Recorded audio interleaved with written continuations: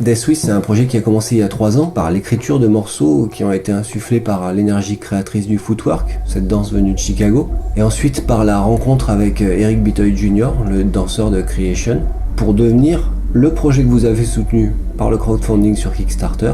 C'est un live multimédia avec de la musique, de la danse, un album, mais aussi un album de remix. Merci à tous d'avoir soutenu le projet, d'avoir relayé les posts, d'avoir écrit sur le projet, d'avoir écouté ce qu'on avait à dire, de nous avoir encouragés aussi beaucoup. Et surtout, merci de nous avoir permis de réussir à réunir toute la somme dont nous avions besoin pour la venue d'Eric, mais aussi pour l'album vinyle qui va bientôt sortir.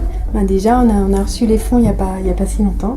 Et là, on vient d'envoyer l'album au pressage, 100 exemplaires qui sont dédiés aux personnes qui ont contribué au crowdfunding. Donc une édition limitée, totalement hors commerce, de l'album Deathwish.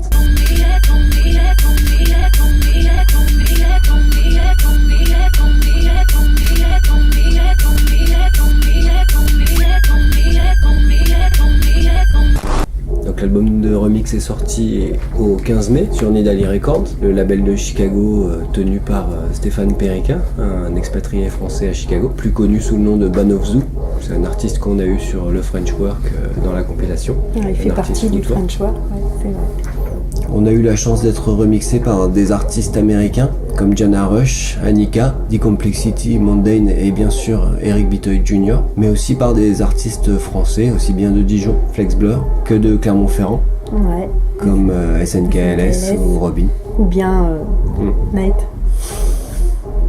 J'ai attendu ça pendant assez longtemps en fait, c'est la première fois que mon petit Fortune se fait remixer, donc je suis quand même vachement contente en plus que ça soit par ces artistes que j'adore. Ils le savent en plus, donc voilà. Alors à Paris, il y a eu la soirée de release en fait de l'album Deathwish, et c'est une soirée qui a été mémorable déjà, c'est une soirée qui a été organisée par le French Work et Simon Pabeuf. Et en fait, cette soirée porte le nom de Steps and Sounds. C'était la première, donc c'est historique. Et c'est la première soirée, on va dire club, dédiée au footwork, organisée par le French Work. Voilà.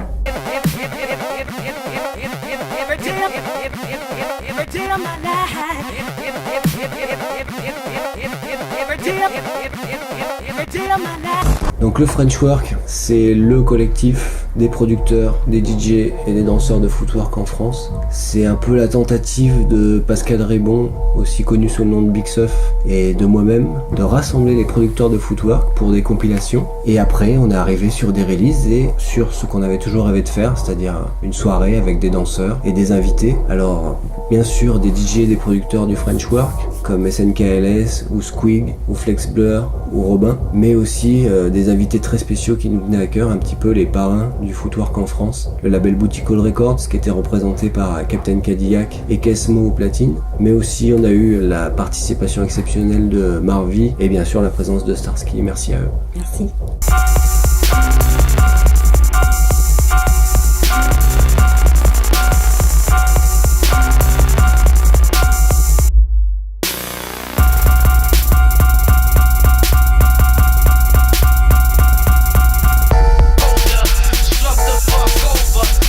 Donc il y a eu 2 représentations de Deathwish pendant que Eric Bitoy Jr. était en France dernièrement. La première Commentry à la Verrière. La Verrière, ouais. Oui, on peut remercier la ville de Commentry. Ouais. Vanessa et Max pour nous accueillir à la Verrière. Et la seconde en retour au centre Georges Brassens qui nous avait déjà accueillis pour la première masterclass d'Eric lors de la création de Deathwish. Au mois de décembre 2017. Et là c'était dans un cadre un petit peu particulier. Oui, c'était spécifique à la danse. Donc ça nous a permis de nous confronter à un public qui n'était pas venu spécifiquement pour la musique électronique, un public plus large, plus axé sur la danse. C'était très bon pour nous de faire découvrir le live show Deathwish à des gens qui étaient venus pour voir Eric en tant que danseur et qui n'étaient pas forcément avertis de musique électronique ni de club culture ou ce genre de choses rattachées un peu à la musique électronique. Ça a fait beaucoup de bien en fait d'avoir du retour. Vit en moi le pire des dieux, quand il se réveille, l'ego est ambitieux.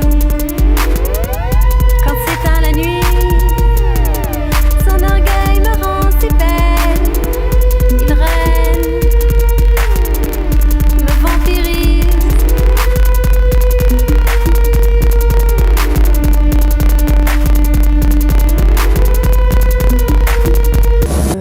masterclass d'Eric, c'est très important. La danse et la musique ne peuvent pas être dissociées. Donc déjà, ça a été un point très costaud quand Eric est venu la première fois en France, qu'il y a eu cette masterclass donc organisée par le centre Georges Brassens et qu'Eric a pu avoir son premier contact avec les danseurs à Clermont. Et c'est vrai que ça a généré beaucoup d'énergie. Nous, ça nous a donné aussi beaucoup d'énergie. Et on a eu cette envie d'aller plus loin et de monter à Paris et d'organiser cette masterclass au centre Barbara, qui a été exceptionnelle parce qu'il y avait la venue de Chris Fargeau-Villacampa qui fait partie de Creation France, qui connaît Eric et qui elle-même avait suivi la classe de King Charles quand il était venu à Paris il y a quelques années. Donc pour les danseurs qui étaient présents ce jour-là, ça a été fort. Ça avait beaucoup de sens aussi de continuer ce travail de teaching pour Eric, et c'est vrai que quand on s'est retrouvé au centre socioculturel Anatole France à Clermont, ça a été aussi très intéressant parce que Eric avait été accueilli en fait par un atelier de danse hip-hop et les membres de cet atelier étaient venus à la première masterclass. Donc déjà il y avait un lien qui s'est renforcé. Voilà, ça a été très spontané et en fait ces deux danses se sont rencontrées et les intervenants ont échangé de façon très naturelle. C'était un temps fort qui a été retransmis un petit peu en direct comme ça. Là, on a réussi à filmer un petit peu pour montrer ce qui était en train de se passer. Donc on revenait un peu sur la thématique aussi de Death Swiss, c'est-à-dire ce temps présent qui finalement fait que beaucoup de choses se passent entre les êtres humains.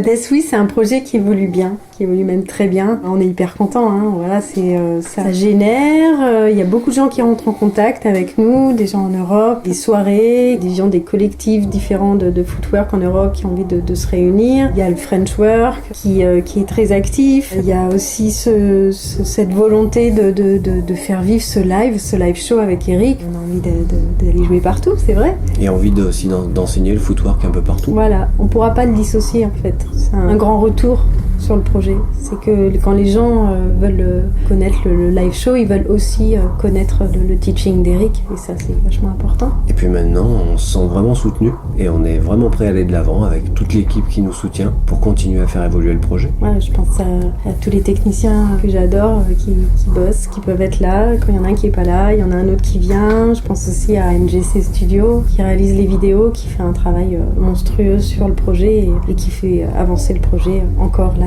pendant qu'on est en train de parler. On est à fond sur Instagram, on est sur Facebook, on répond aux mails. Moi j'en envoie beaucoup, dès que j'ai des idées j'envoie des messages. Tout le monde le sait, hein, je fonctionne un peu comme ça.